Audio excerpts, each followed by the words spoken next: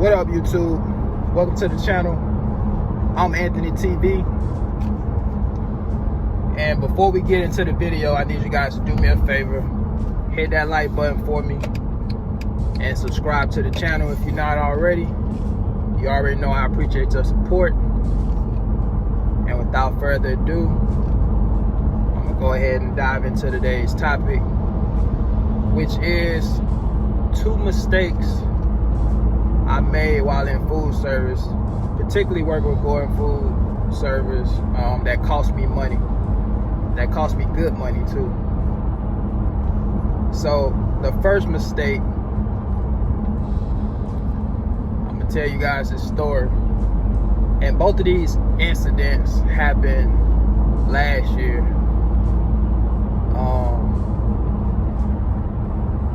I had one, not an accident, but an incident. It's a difference, guys. So I had one incident that I call a mistake, and I'm gonna show pictures in this video of my truck. I have my truck on 3-wheel motion.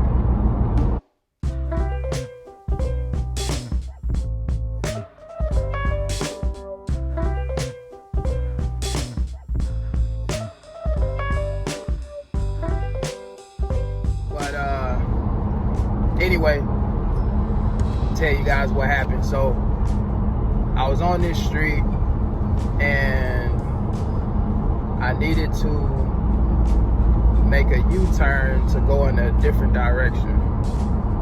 And so on the right side of the street, which you can look at the picture that I'm going to show in this video, but on the right side of the street, it's an apartment complex parking lot that I made my turn in, or at least that's why I turned right in order for me to circle around and make the U-turn back onto the main street. So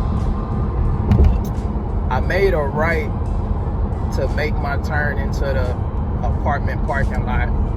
I was gonna circle around and come back towards the other way, back onto the main street. And so when I circled and got back on the main street, I had to go over a little bit, and I went over into the grass area on the left side of the street, which is the side that I got stuck on, that you'll see in the picture. But what happened was, when I made the turn and my tire hit the grass area where I got stuck at, I didn't realize how muddy and wet the area was. So as soon as my tire made contact with the ground over there, it basically, with the weight of the tractor trailer, as soon as it hit that soft spot in the ground, it basically just dug a hole into the ground. The tires did, and the more I drove to get back onto the main road, the deeper it was getting. It was basically like quicksand almost. And so you'll see in the pic, my tractor just got stuck. And so when I looked out my side mirror, I looked at the trailer, and the tires was up on the trailer. Basically looked like 3-wheel motion. So I had most of the street blocked off because I was stuck in that mudded area that you'll see in the street.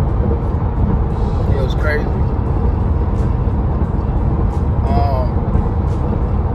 The only good part about it is that the street that I was stuck on, it wasn't a busy street, so it wasn't a lot of traffic going back and forth on that street. So that was a good thing, because if it would have been a busy street, that would have been bad.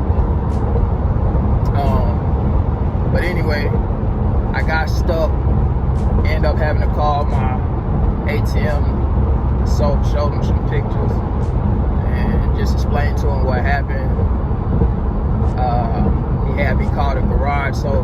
garage for us, that's pretty much the shop, the maintenance guy who you call when you got an issue with the truck. You know, any issues that you got going on with the truck or trailer, you call the garage.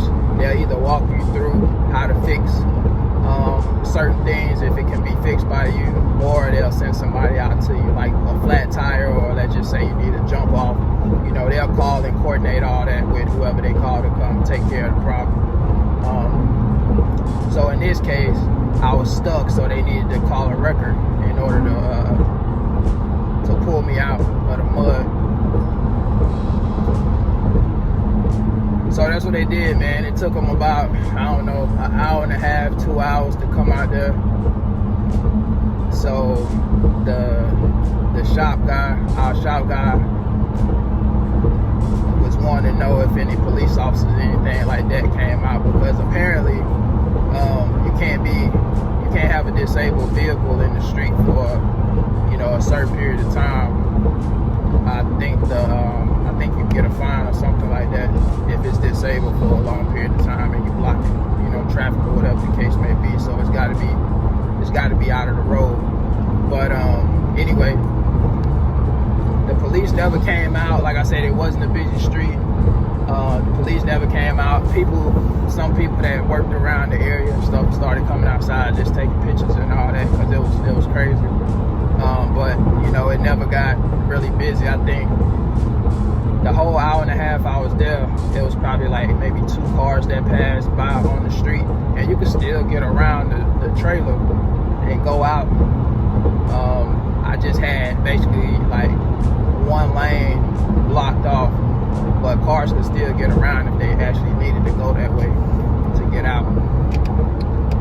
But anyway, it was crazy, man. It took about, like I said, an hour and a half for the wrecker to come out there and tow me out. But you know, it was a preventable incident. However, I didn't realize, you know, how muddy that area was on the side of the street.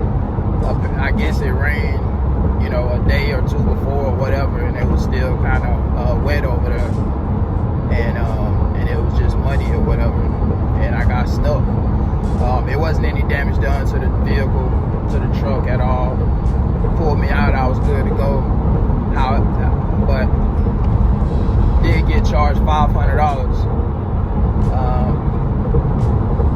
That's how much that bill was to pull me out of there, $500. So although it wasn't any damage done to the vehicle, they did take my safety bonus away for that next quarter. So I lost basically about $400 because of that incident. So that's the first one. $400 I lost right there. The second one, I passed a weigh station, man. And to be fully transparent, the whole passing the weigh station thing, at the time, I think I had my CDLs about 8 months. I've never gone through a weigh station before. Even prior to coming to Gordon, the last company I worked for, I delivered beer, so I was a beverage guy, and my route never went past any weigh stations. I had never gone in any weigh station in training or anything like that. I went to trucking school to get my CDL license. I went to TDI trucking, and to be honest with you, we never really discussed weigh stations and all that type of stuff. Now, I knew that commercial vehicles went through weigh stations, but I didn't know if it was mandatory for every commercial vehicle to go through a weigh station. So I really wasn't familiar with how it all worked. So on my route with Gordon, there's this one weigh station that I have to pass, every day coming back to the yard. So I noticed there was commercial vehicles, always passing it. They never went through the weigh station. They was always passing. So me just being stupid and not really knowing that I needed to pull in, I was doing they was doing. I was like, I'm empty, I'm done. I'm just heading back to the yard. I don't have to go through there. I'm passing too. So, true story. I passed this weigh station at least 3 or 4 times when it was open. Nobody never pulled me over. None of that. I passed the weigh station at least 3 or 4 times before somebody actually came and pulled me over. So I'm thinking everything good. I'm like, well, I guess I'm good. Nobody never, pulled me over, anything like that. Until one day, my luck ran out. So this particular day, I do like I normally do, just pass right by it. I get about a mile or so down the road, 2 miles. I look in my side mirror. I see DLT behind me with the lights flashing. I'm thinking to myself, man, I know they not about to do an inspection right now, man. I'm trying to get to the yard. Right? I'm thinking that they about to pull me over to do an inspection or something. So it was a female DOT officer. She come to the truck. She's like, hey, how you doing? You know I pulled you over? I'm like, no. She like, well, you passed the weigh station. I said, I told her I was empty. She was like, you passed the weigh station. I was like, yeah, I'm empty. And she said, it doesn't matter. You're still supposed to pull in. We don't know that you're empty. We don't know what's on the trailer and all that. So I was like, oh, my bad. I didn't know like that, right? So she like, she's like, let me see your driver license and all that. So I gave my driver license. Everything was good there. So she handed me my license back and she said, all right, so I'm gonna have you turn back around to go back through the weigh station. And when you come out, I need you to park your vehicle. So I'm like, all right. In my head, I'm like, oh my God. Like, come on, man. So I go back down to the weigh station, go through. They tell me to exit and park. So I park. She come out to the truck, and then she do an inspection on my truck, right? She did a level 1 inspection, I believe. A level 1 or level 2. Or, a level 1 or level 2. I can't remember which one. But it wasn't a full inspection. It was basically just checking the turn signals, headlights, tail lights, brake lights, windshield wipers, tractor and trailer registrations, and my hours of service, my e-log, and that was about it. Obviously, she looked on the back of the trailer and stuff like that, but that was pretty much all she checked, right? So all that checked out fine.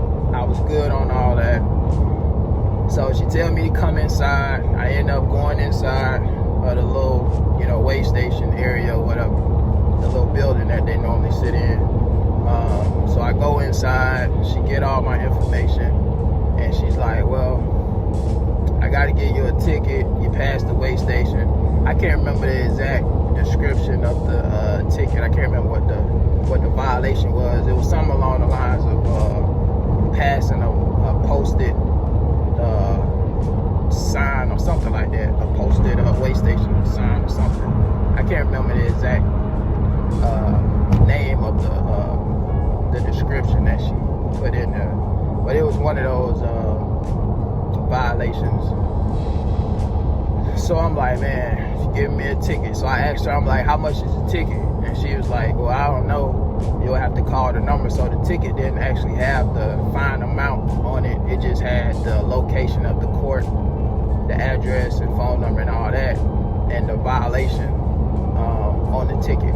But it didn't have an amount for the fine. So I'm like, how do I know how much I need to pay? And she was like, all you gotta do is just call that number on the bottom of the ticket and they can tell you how much it's gonna be. And she was like, I think it's a lot though. That's what she told me. She was like, it's up there. So I'm like, man, come on, man. So anyway, when I got home, I called the number to find out, how much the ticket was gonna be. that time when I called, it wasn't in the system yet, so they told me to call back in a week or two, so it could update into the system. So anyway, I called back, and 2 weeks or whatever, find out the doggone ticket was almost $1,200 or something crazy like that, $1,100 to $1,200 or something. I was like, man, you gotta be kidding me. So I was like, oh my God, $1,100 to $1,200, man. So I said I'd never pass another weigh station again. But anyway, they set up a court date. The court date was about 3 months out. I end up going to court on the date that was on the ticket. Now, mind you, I got the ticket in Mississippi. I live in Florida, so the area or the court in Mississippi that I had to go to was basically like 2.5 hours from where I live. So I end up driving 2.5 hours to this courthouse to get this whole ticket thing taken care of. And I get there, and they tell me they changed the date. They changed my court date. So I'm like, you gotta be kidding me. You changed my court date. Like nobody, and they said they sent out a letter or something. I never received it. But they said they sent out some type of letter saying that they changed it. But I never received it. So anyway, I drove 2.5, actually, you might as well say 5-hour round trip. 2.5 hours there and 2.5 hours back home. So basically a 5-hour trip, burned gas just to go all the way down there for nothing.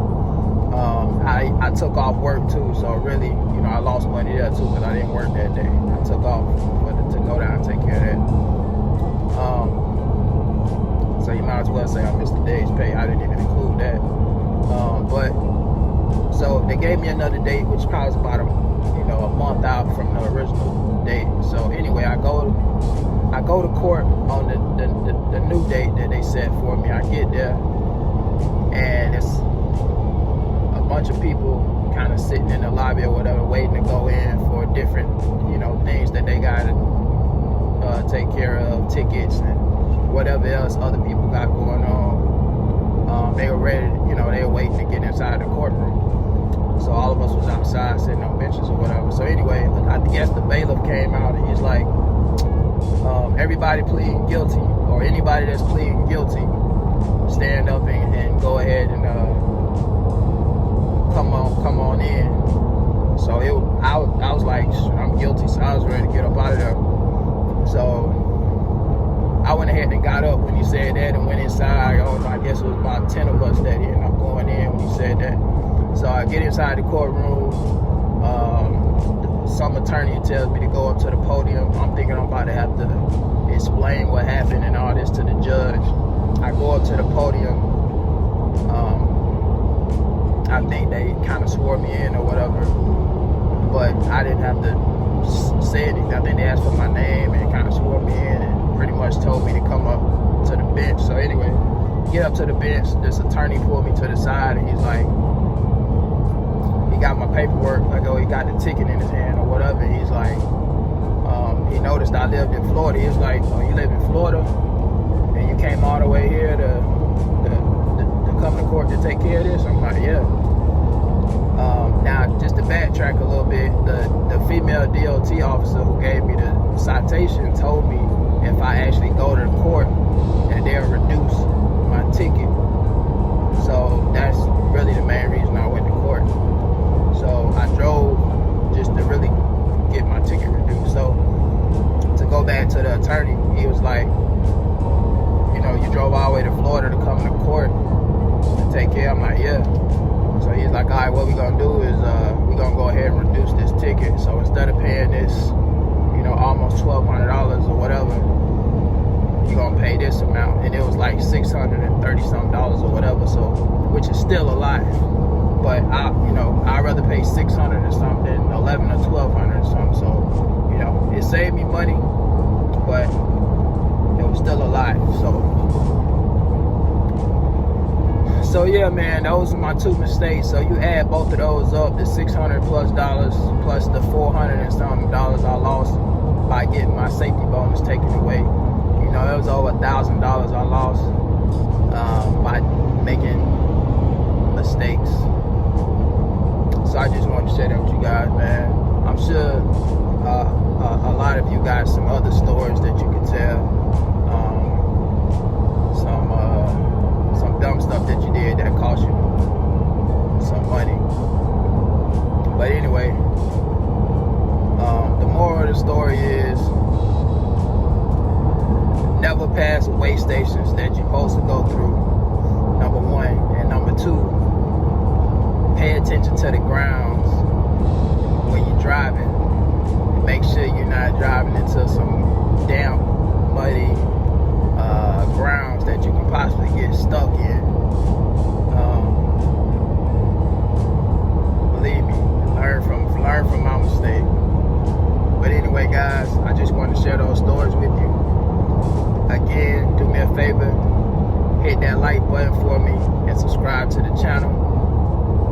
I appreciate your support, and I'll talk to you guys next time. Peace.